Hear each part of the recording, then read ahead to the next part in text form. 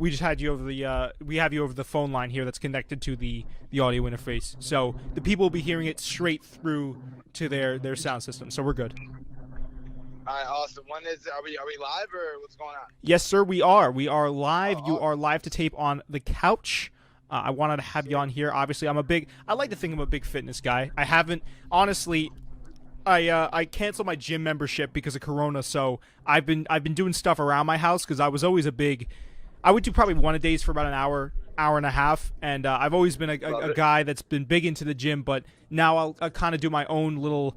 I want to say like crackhead calisthenics mixture of I stuff. love that. Yeah, I'm doing a little running, but I understand that you are a very big. What can I call you? Can I call you a fitness influencer? I don't necessarily like that terminology. I just love fitness. Like I'm just my goal, like 10-year goal from now, is to be like Mr. Fitness, like all around fitness. I want to be the man that's doing crazy endurance workouts. I want to be that dude that's putting up heavy weight in the gym, the bodybuilder. I'm currently training for an Ironman that's set to kick off on September 18th, 2021, down in Maryland. Damn. And for those of you that don't know, an Ironman is a 140-mile race Yeah. consisting of, you start with a 2.4-mile swim, Yep. straight into a 113-mile bike ride, and you finish off with a marathon. So that's going to be my first big fitness test per se. So that's a little bit of background about me. And I'm also finishing up a bachelor's degree in kinesiology. I have one more semester left. Right. And I'm also certified in personal training, and I'm a certified nutrition coach as well. And planning on continuing onto that education system, as well as building my online platform. I'm also an online fitness coach. I train everyone through a mobile app. It's super convenient. And yeah, a little bit of background about me there. So okay, so you don't like the term fitness influence. I'll call you a fitness coach from now on. Was that your main goal? Because I know, like you said, you got the Ironman coming up. You're really looking to get stronger, and I've seen you, man. I mean, listen, you're definitely you're doing your thing out there. You're giving people tips.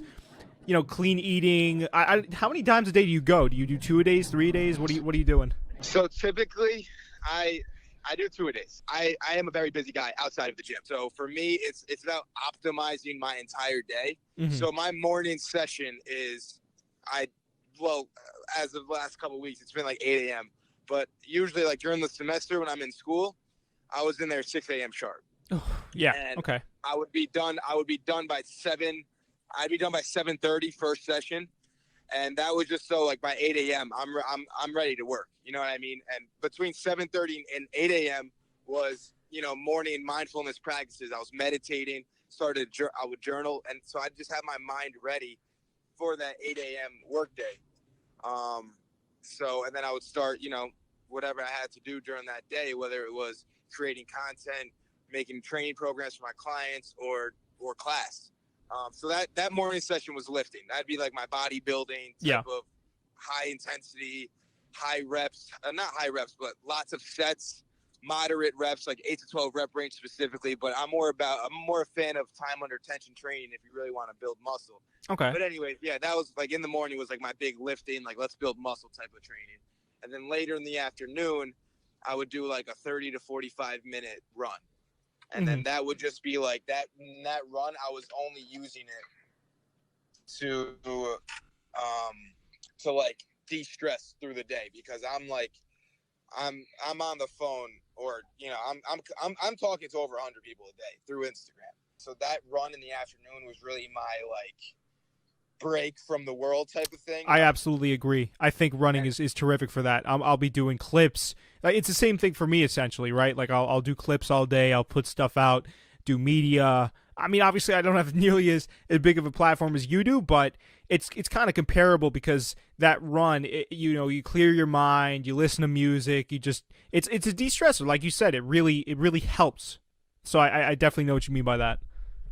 100%. And hey, like it's going to come down to consistency at the end of the day. If you really, for anyone out there listening that wants to build a presence online, it's bottom line, it comes down to consistency. There's a market for every single person to make a name for themselves, especially when COVID hit. I know it was a tough time for everybody, but it really changed the game in terms of social media and how brands, you can make your brand online. Everything's online. For me in my fitness space, I've seen for example, the in-person training industry, it's almost pretty much dead.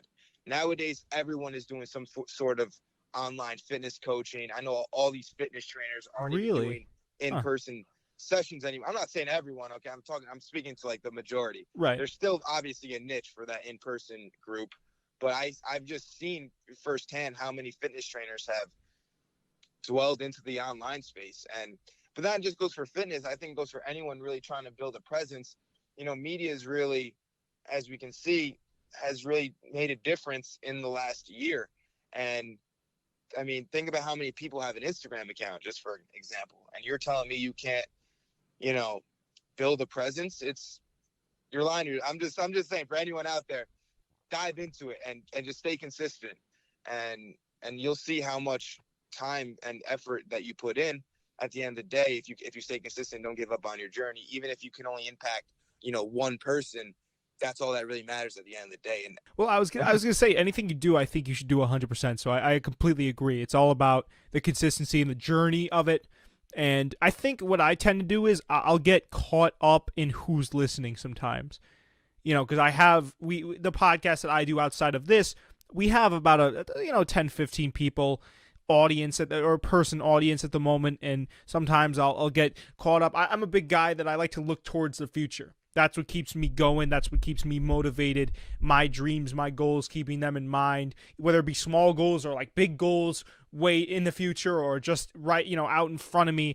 But sometimes I also, it's important to remember that you have a small group of people, be it, but a group of people nonetheless that like your stuff, and those are the kind of, let's just say, the cult following that you have at first. So it's important not to forget those people, and especially your friends that support never. you.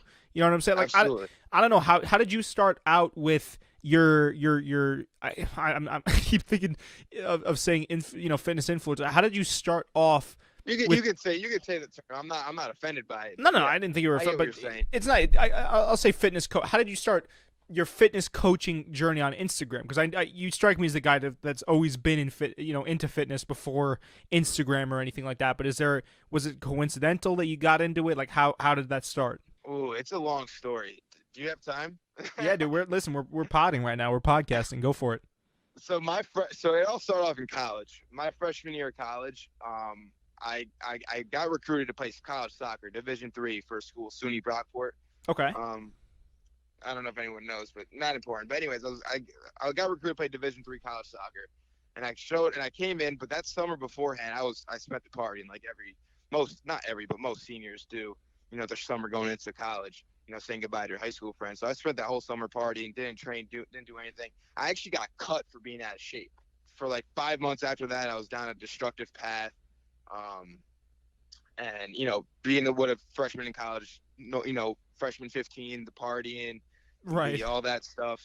And then it turns around like 6 months later, something hit me. I was kind of getting in trouble, and my stepfather was like, "Yo, Matt, I think you should go to therapy." You know what? I'm not even gonna argue. I think everyone has that kick in their lives. I had one of those. I'm not gonna go.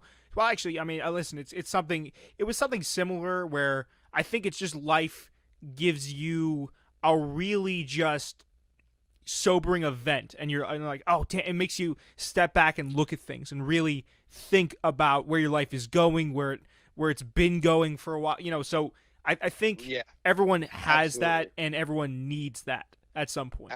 Absolutely.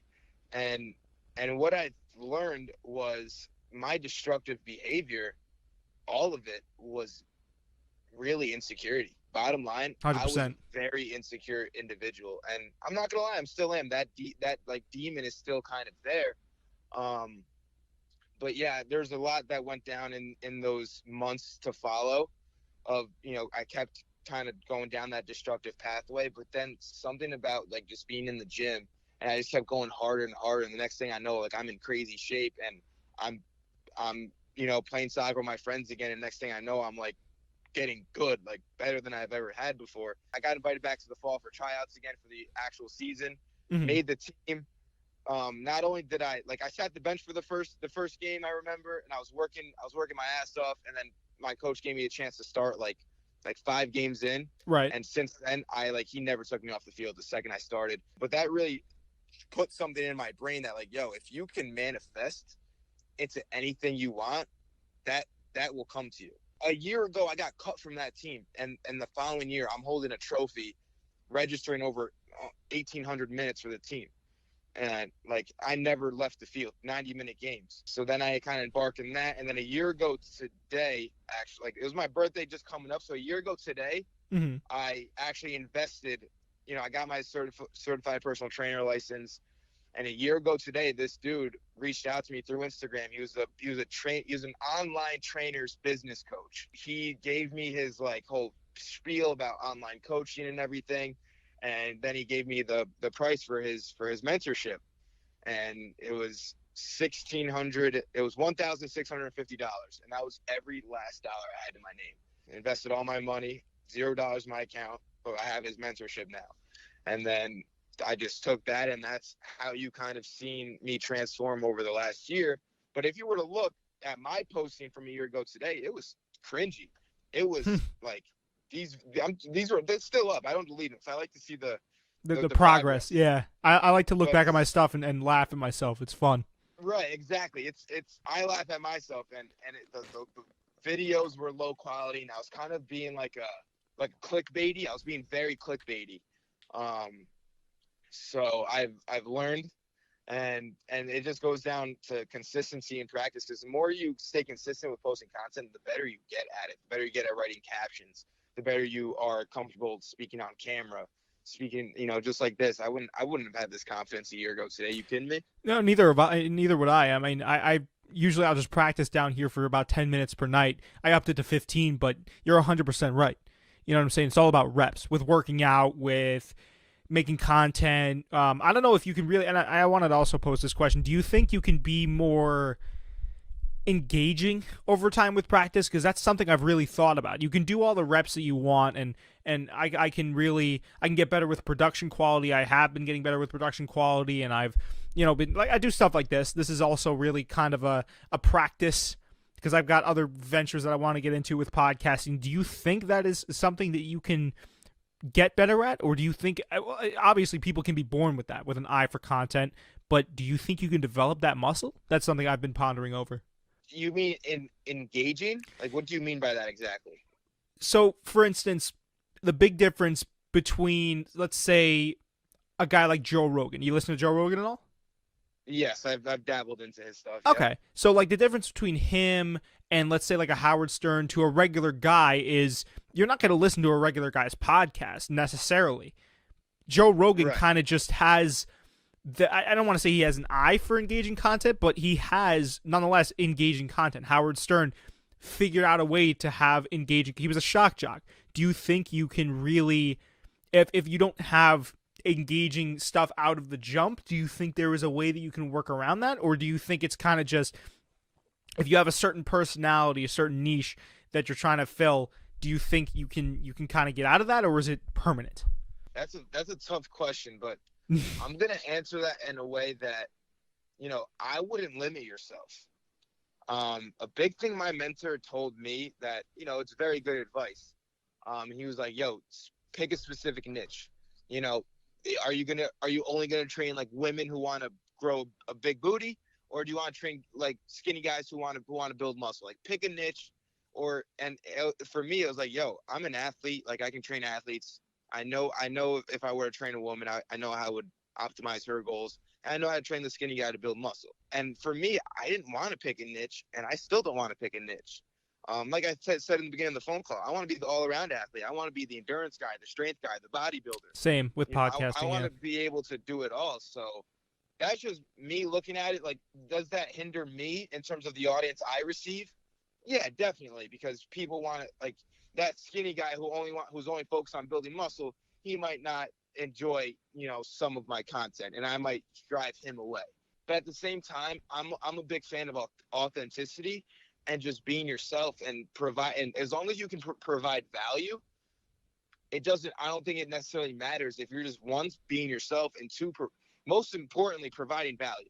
Yeah, no, 100%. Um, I agree. I wholeheartedly agree. I think we're very similar in some aspects in the way that, we kind of handle life and have had certain events transpire, because I remember, not to go off on too much of a tangent, you had talked about, perhaps your gym beginnings, your humble gym beginnings coming from a place of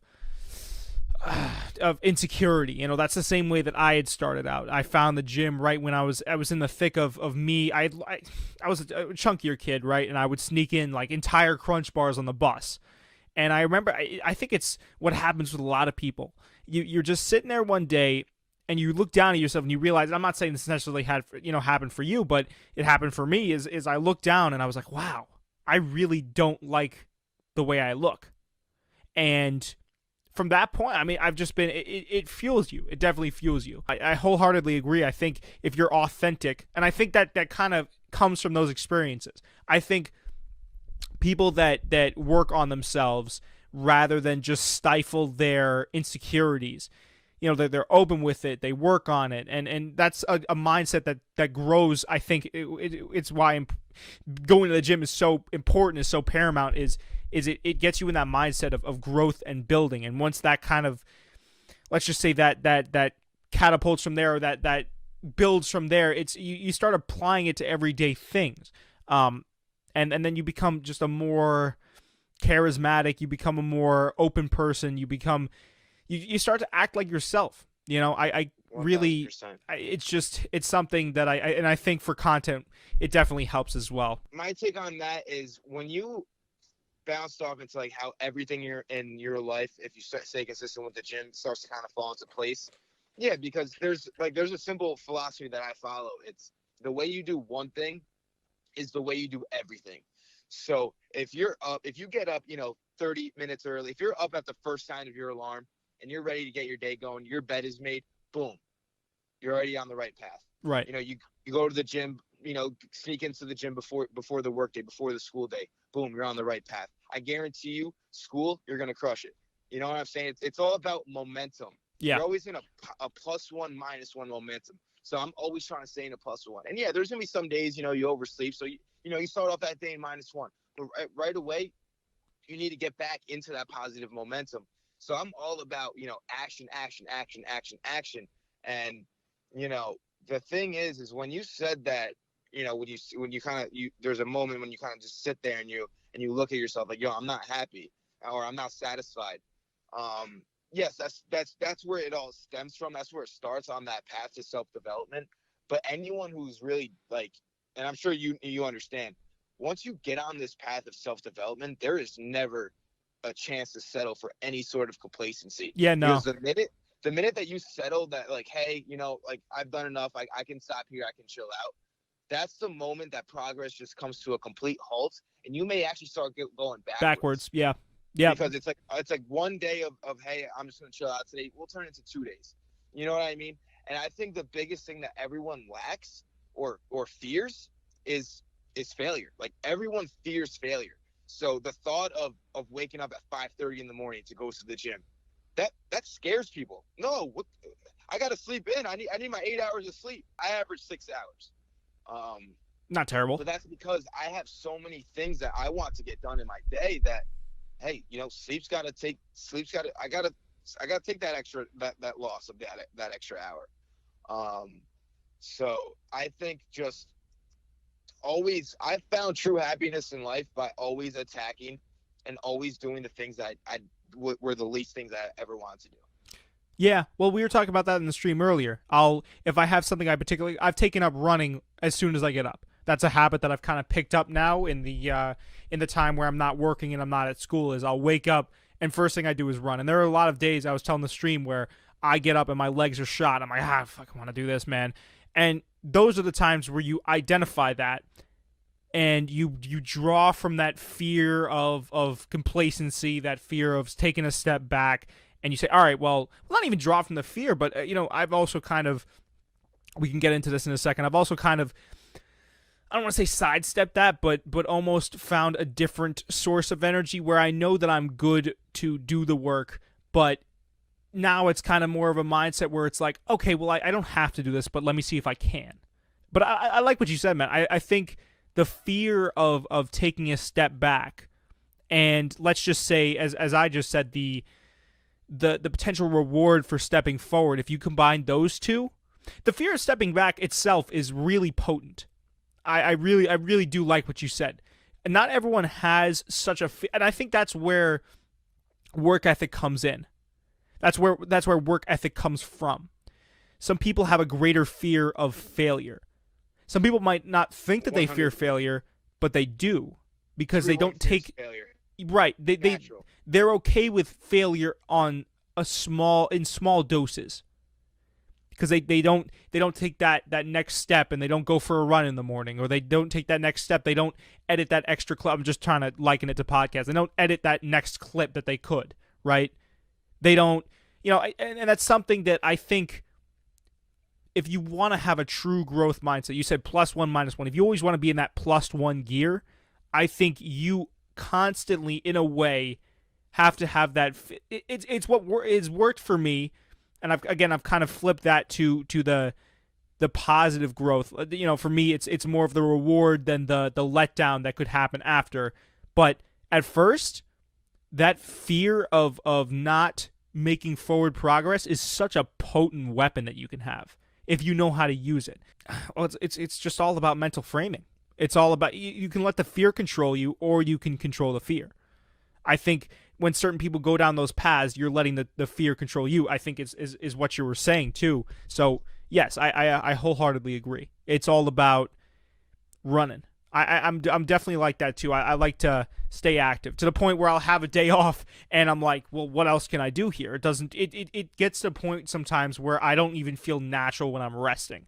I feel like I'm missing out. Because what you've done is that you've stepped outside your comfort zone, and now your comfort zone has expanded. Do you get what I'm saying? So yeah, if for example, 2 years ago, you're telling me I'm going to the gym at 6 a.m. I would have told you, hell no. What do you think? Yeah. But now it's like that's easy now. Like, that's no problem. Why can't I push 5 a.m. now? You know what I mean? I'm now, like, your how do I say, your fear zone gets larger, or is it the opposite way? But do you get what I'm saying? Your fear zone becomes your comfort zone, and your comfort zone becomes stepping out of the comfort zone, I think, if that makes any sense. My self-destructive path, insecurity, it really stemmed from a heartbreak, and to the point where I was, begging. It came to the point where I was already begging this girl. I was like, please take me back, please take me back. And then that is really where, like, I developed such insecurity, and I masked it for so long. And then I started masking that in the gym. But it really came to a point where I started to, like, identify, like, hey, why can't I seem to just accept myself for who I am? It came to, like, I was using the gym for, like, an external distraction. So I'm just, like, heed with caution with, identifying that insecurity that, like, sometimes, like, and that's kind of like a negative way to do it, where you're just using something to, like, avoid it. Do you get what I'm saying? I think you should always face it head on and ask yourself the demanding questions. Why am I so insecure? Who am I trying to prove? Why am I trying to prove them? And do these people even matter at the end of the day?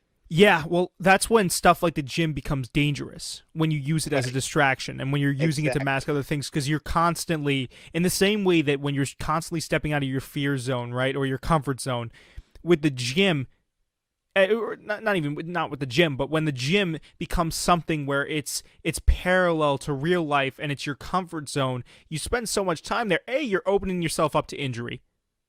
Yeah. B, you're closing yourself off to other social ventures, excuse me. I mean, I remember I went through the same exact thing, man. It was right around, I think I was in middle school or maybe coming into the first year or second year of high school, and I had just, like you, I had just discovered the gym, and I wasn't good with girls. Still, I'm still not good with girls, but that's a conversation for another time. But I used the gym partially because I saw these guys, like, funnily enough, you talk about soccer, I saw, Sergio Aguero. Yeah. Yeah, so I saw a picture of Sergio Aguero shirtless after he scored a goal, and I was like, all right, I want to look like that guy. So I got my hair cut like Sergio Aguero. I started working out like crazy, but then it became, hey, why don't girls like me? You know, because I had a very, very rudimentary, I guess, outlook on, or a very rudimentary view on how other people viewed aesthetic beauty, or like aesthetic, I guess, handsomeness. Does that make any sense? Am I using the wrong words? Yeah. And, it's funny you brought all this up because in high school, like when I got into lifting weights, like, yeah, that was the main goal. Like, I just want to look, I want to look hot for women. Like, bottom line, I was in it for the women. That was my external motivation. But then as my body started to transform, as I started to get like shredded, 6-pack, dude, I started getting no girls, 0. Like, I got more girls when I was the drunk college kid going out every single weekend, 3 times a week, being an asshole than I am now being the self-love, self-help, fitness guy. And, I think, and you'll be surprised, many of us are insecure. Everyone is. Some people are just better at masking it. And right. And, how you said, like, friends kind of come up with you on the journey, I'm starting to see that the more I develop as this fitness influencer, the smaller my circle gets. Like, it's Friday night, and if you didn't call me, I wouldn't be doing anything. Right. You know what I mean? Like, I have seen a very falling off on the social event side, and that's just because, when you start to focus on a goal, like for me, I have, so like I'm busy. Like, I'm literally like from 6 a.m. until about 9 p.m. Like, my brain is like either gym or business or clients or something. And people start to think, and a lot of my friends started to think that like I didn't like them anymore or something. It was just like, nah, man, like, I still all love, but those that were really close to you will realize that, hey, he's just on his path, and that we don't need to be, talking every single day for us to still be, very good friends. Yeah. But some people, a lot of the majority of my friends kind of saw that as me, I don't even know how to explain it, but you'll be surprised how when you start to really level up, how people kind of either are jealous or they're not a fan of it anymore. Because because when you start to develop yourself on that high level, you become a threat to others. So the important thing is, I know you mentioned at the very beginning of the call that you were so worried about who's listening and who's not listening. Listen, if you're always worried about about who cares and who doesn't care about your content, that's just extra energy wasted thinking about what people think about you. And with us, we're trying to build our platforms. If we're spending our time thinking what other people think about us, that is just wasted. We only have so much energy in a 24-hour day. Right. And if we're giving our time to energy that doesn't affect us in a positive direction, then it's not going to do anything. It's going to keep us stagnant. Yeah. Well, I mean, I think it's a line that you toe at the end of the day. I don't really care if people, if someone's going to say, hey, Jake, your content's bad. It's all right, man. I mean, listen, at the end of the day, I have so much love for what I'm doing that it's not going to change regardless of what someone might say. It's more so, I think, where I'm coming from is I really love this so much that I want a community of people. I don't want to get into professional podcasting for the fame or for the money. I'm more so looking for just people to it's something the reason I got into podcasting. It's another, I'm sure, stem of insecurity. I never felt like I was listened to growing up, so that's why I kind of got into this. That's why, to even have 12 or 15 people listening concurrently to the other podcast I do is really, it's something special. It's something that I hold dear to my heart. So yeah, I mean, listen. So the 15 people should be the only people you ever care about. Yeah. So it's really, I mean, it's not so much that it's like, oh, I'm sitting there like, oh my God, nobody clicked on my video. It's more just like frustration sometimes because I put so much time into it. You know what I'm saying? I'm constantly doing, and I love it at the end of the day. I put it out because I like it, but I also do want people to be like, oh wow, you know what I'm saying? So, but I know what you mean. I know what you mean. I mean, if we're gonna do something and be passionate about it, yeah, we want approval from others, but I mean, you hit the nail on the head that, I love what I'm doing, And that's you said that. You said I love what I'm doing, and that's bottom line. At the end of the day, you're the only one that should ever be able to approve yourself. And that goes for anybody listening. No matter what path you endure, as long as you validate yourself, middle finger to the rest of the people, because you only need your own approval. If you stay authentic and focus on providing value, like I said before, you're going to be surprised at how much that you can bring on and how much you can level up. I'm a big fan of just having a little bit of faith. It might take, a month for you to blow up. It might take a year. It might take 10 years. But if you just keep staying focused on the grind, I'm telling you, life has a funny way of giving you things when you are ready to receive it. So if you didn't receive anything that you wanted yet, just stay patient, keep working. And I'm telling you, in due time, no matter how long it takes, it's going to come to you eventually. Well, I can tell you that for my other podcast, we do have something on the way. I've been trying not to like break the news on the stream because I have a loud mouth and I talk too much. But me too. I know what you mean, man. I know I 100% know what you mean, because I've been, with the other podcast, Spread the Floor, we've gotten picked up by sponsors, and we've been presented by certain places, and we've been dropped by them because the numbers weren't there. We get potentially a partnership. Not potentially, but a partnership coming up, and they really stressed the fact that they weren't about the numbers. So, without giving away too much about the potential deal that we have going on, you're 100% right, man. So, someone came by, saw the value in our content, saw the love, the passion there, and that shines through. That shines through in your content. You know what I'm saying? You definitely, from the stuff I've looked at, and I did a little bit of homework for the stream and for this interview, I could see that you're very passionate about fitness. You know what I'm saying? That's all you. I mean, for what I saw, that's the large majority of what you post about. So, and it's not. It doesn't come off as insincere or fake. It's all just, oh, this is what this guy is into. He's trying to spread the word, spread the love. I respect it. Now, I did also want to real quick talk about, since we were talking in the same vein of being authentic and putting out content that's actionable and usable to other people. How do you feel about those guys on Instagram? And I know you know the people that I'm talking about here. That, can I say fake natty? You know what I'm saying? How do you feel about the fake natty guys that pump anabolics, that pump steroids, and want to promote an image for people that isn't really true? How do you feel about that, man? I mean, I'm sure I know how you feel about it, but I mean, as a guy that champions actually really going through and has been through the grind of really getting into shape, what's your take on that? Those guys, okay, and the thing is, I'm gonna be honest. Do I get jealous of them and like their following and because, yeah, a little bit, because, sex does sell. So these guys, their bodies, fake bodies, but they're aesthetic bodies. They're beautiful bodies. So they're looking at it in terms of a business aspect. And I, at the end of the day, I got respect for that. The path they take, I don't have respect for, but I respect their business-minded approach.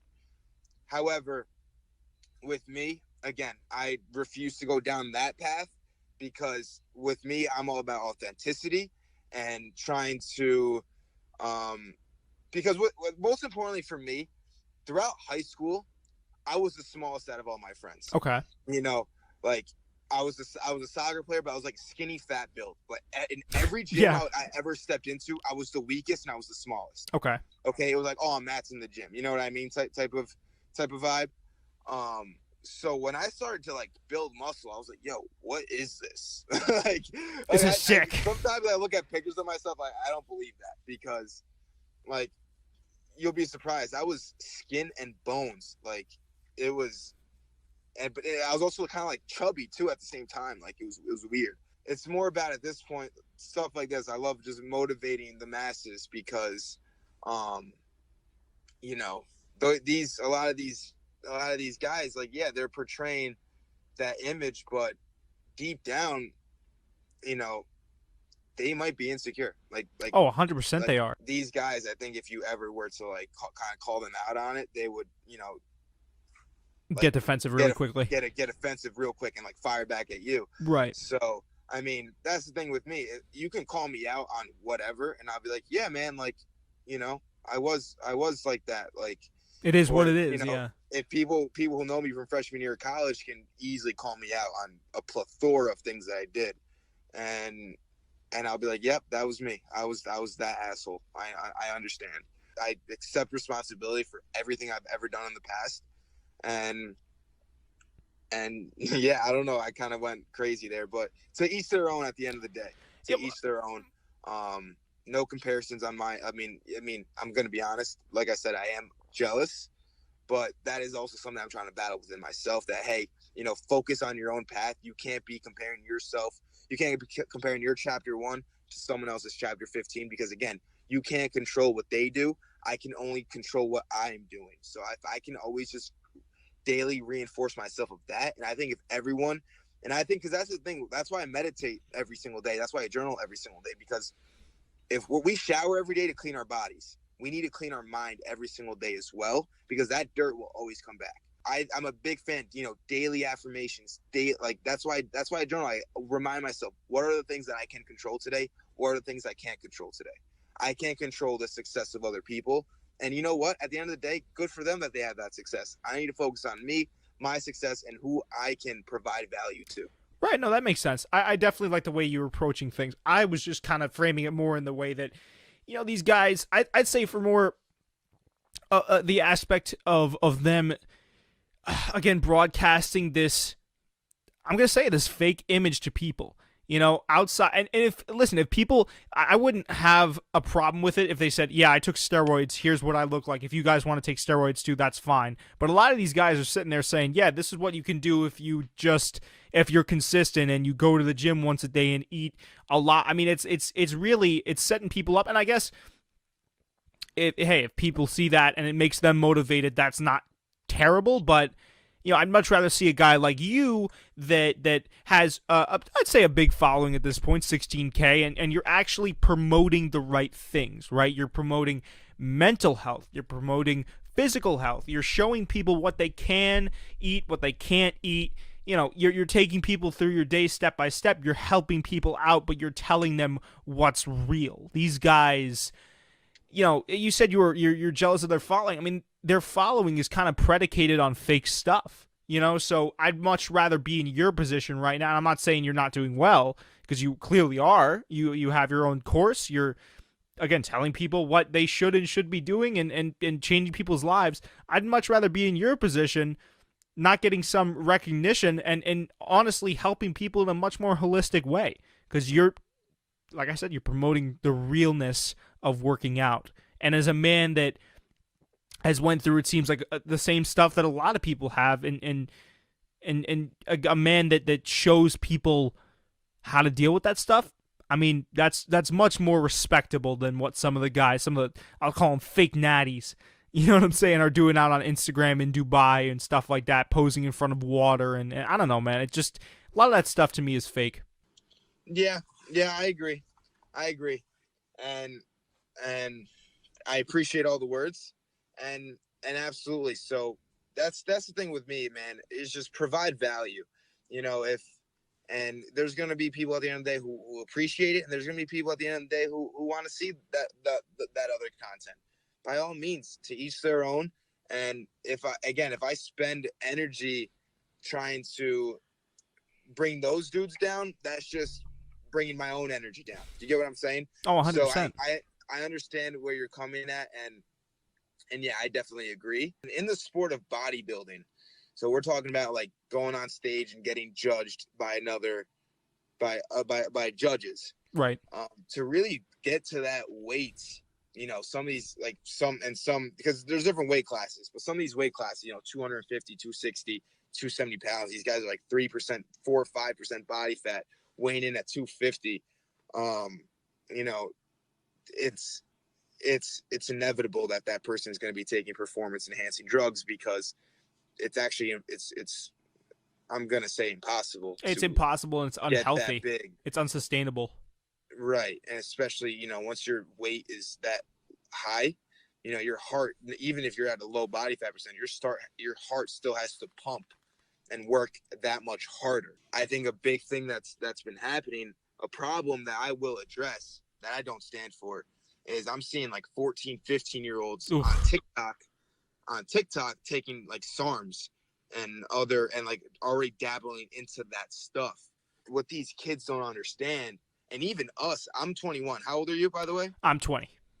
Oh, yeah. So even guys like us, and even those 14, 15, 16-year-olds, we don't hit our peak testosterone until the age of 24. So if we start to take that stuff now, we're only suppressing our own natural testosterone production when we haven't even hit our age to be at that optimal level. And for me, I have found like I feel like I'm on steroids because of how good my nutrition is. I follow some protocols that the majority of the population would be like, whoa, why does he do that? For example, like I have a high protein, high fat breakfast, and I try to go low on the carbs, if at all. Right. So I have like 4, 5, 6 whole eggs with half or a full avocado Mm-hmm. and some vegetables in there, especially first thing in the morning, because you're not going to really get an insulin spike, and your body's actually going to become a better fat burner and actually use that energy, because that's the energy that you kind of burn at rest. So people who like go about their work day and that you eat a high fat breakfast just to sit down all day, your body's actually gonna be more equipped to burn that energy, rather than if you have like a high carbohydrate breakfast where your insulin gets spiked, your blood sugar goes crazy, and then you kind of crash a couple hours later. For example, I only had 5 hours of sleep last night, and I've been up since 6 a.m. Jeez. It's almost 9 p.m. over here, and I'm still, you can still see me. I'm ready to go. I appreciate you squeezing me in, by the way. Thank you for an interview. My pleasure. So and if someone because the thing is, people will always try to out enhance hard work and proper nutrition. Mm. So for me, I'm trying to give people this and this is exactly what I try to coach with people who sign up on board with me. It's like, yo, we're going to try these different approaches and let me know how you feel off these, because I seriously think that these nutritional protocols are going to help you feeling like a mental beast 24/7. I might need, honestly, you know what? I might hit you up after this, because I do hit that sometimes if I'm editing. And it might be because of the coffee I'm drinking too, but I'll hit that little slump. Last stream I did, it was at, right around at pretty much about this time. It was like Friday at 7 p.m., last Friday at 7 p.m., I should say. And it could be any point of the day. It doesn't have to necessarily be, a 7 p.m. It could be like a 3 p.m., 4 p.m. And it's gotten in the way of some of my workouts. I'll just hit, like you said, it's like a slump. So, yeah, any insights, I might hit you up after the stream, because I want to see good. definitely what wave you're on there, where you can just get natural energy. I know it's achievable, and it seems like you've gotten the cheat code. Are you doing like a keto diet right now? Could you call it that? No, not at all. It's more of like a carb backloading approach. Okay. So I actually save a majority of my carbs for the end of the day. Especially after a workout late in the afternoon, because for extra energy. So now I do. So I eat carbs before and after the workout. Okay. Before the workout is as important as well. So about 2 to 4 hours before, I like to do like 3 to 4 hours to really digest. I don't like to eat. I don't like to train on a full stomach. So like 3 to 4 hours before, I'll have a fairly large meal, and that will be like complex carbohydrates. So I'm going like oats or a sweet potato or whole grain bread, something with fiber that's going to digest a bit longer. And I'll always, of course, pair it with some protein. Yep. Lean source of protein, whether it's like protein powder, an oatmeal bowl, chicken breast, tuna, whatever it is, salmon. And then I'll go like moderate on the fats, like a serving of fats. To again delay that depletion of those carbohydrates, because when you pair a carb with a fat with a protein, that carbohydrates is going to break down to sugar much slower, and you want that long lasting endurance for the workout. But after the workout, there's no more fats involved. It's strictly again moderate fat. Like tonight I'm having steak, so it's like Oof. And I try to do like a light fat steak, like a leaner steak, because you don't want a high fat before bed, because fat does take a while to digest. So I'm only doing carbs and protein before bed, repairing everything that I just burnt off. Wake up in the morning, and I always feel one, it's going to help you sleep better, having like complex carbohydrates later in the day. You can also do simple carbs because after the workout, so that's just going to break down the sugar quicker. Simple carbs would be like white rice, white bread, potatoes. Right. Yeah. So that's fine, at dinner time after the workout, of course. Because for those that don't know, when you're training, when you're working out, carbohydrates is the number one source of energy you're using. Yeah, of course. That's the number one source of your muscle energy. So if you can very well replenish it after the workout with simple carbohydrates. Things are going to break down to sugar quicker. Things like white bread, white rice, white potatoes. Those are all actually going to be okay, after the workout. And, it's going to replace all that glycogen. And what I've seen, you fall asleep better by having those carbs with the protein, after the workout late at night. Not like late, but, for dinner later in the day. Mm-hmm. And then before bed, I'll have like a protein shake with like a banana. Yeah, I mean, listen, you seem like you got it figured out, man. Like I said, I gotta take a page out of your book because right now I'm kind of just rolling with the, I'll wake up, I'll run, I'll have a smoothie, but it's like, pre-prepared stuff. It's nothing sugary. It's just kind of some fruit. I know it's better to eat fruit just as it is straight up than processed and mixed because the sugar kind of digests a little bit slower with a smoothie. At least that's what I've been told. But I'll have like a kale. I think it's a kale, peach. I want to say a little bit of grape in there and just some other random assorted fruits. But I'll have one of those. It's like in a little package, so it's nice and made. I'll have I'll do the run and then I'll have that. It's my little reward. Then I'll go get coffee. And then for lunch, I'm having like a whole wheat sandwich or something, peanut butter on a whole, something's just simple.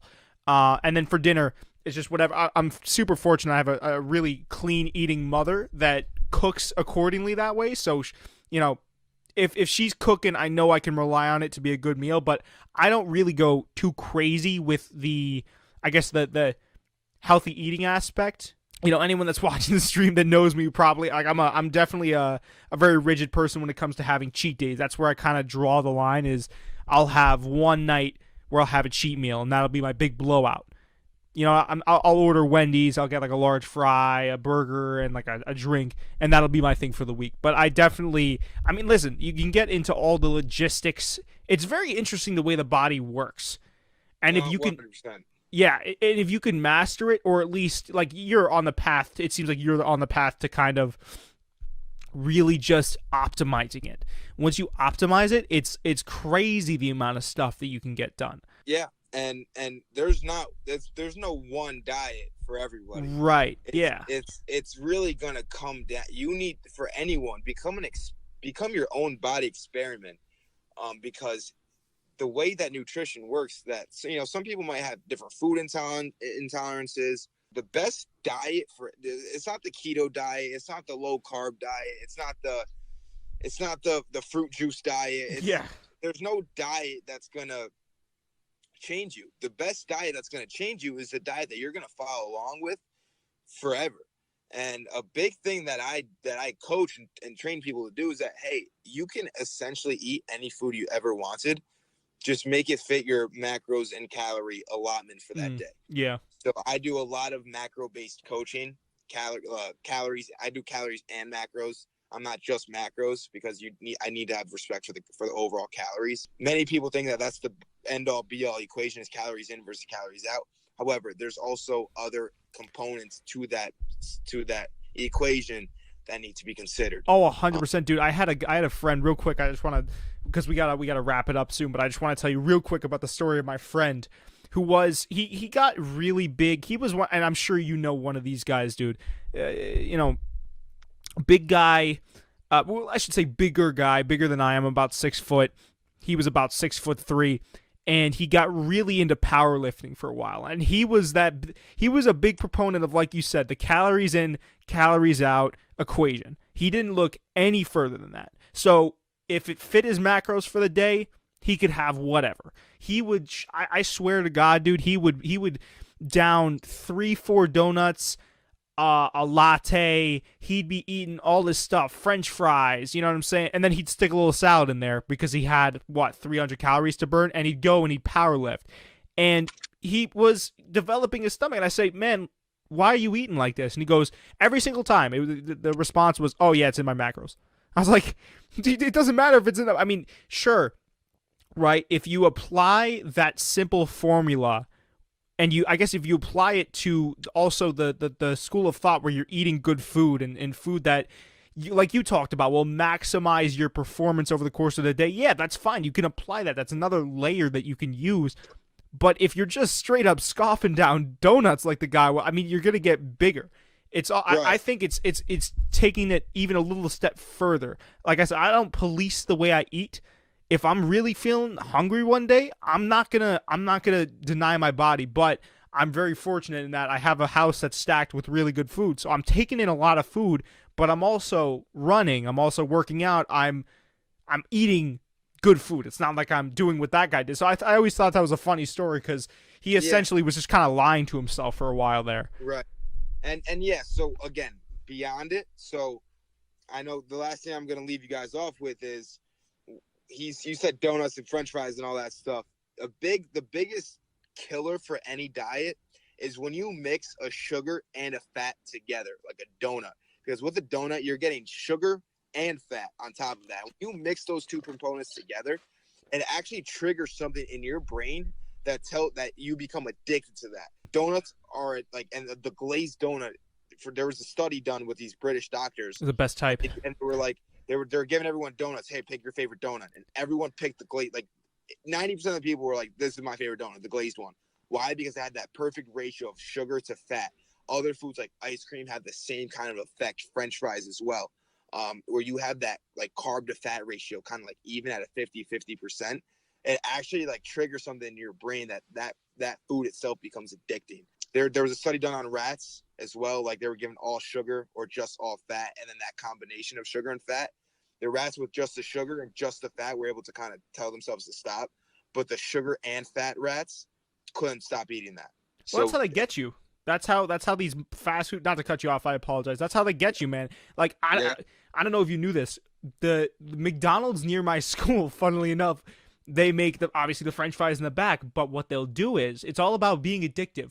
They'll funnel, and anyone that goes to Iona that watches the stream will know what I'm talking about as well. They funnel the smell of the French fry. I guess the fryer. They'll funnel the smell out onto the street, so when people walk by, they get a waft of French fries and they go in. Yeah, and lastly, last bit of advice I could give anybody: do not cook in vegetable oil. Olive oil. Yeah.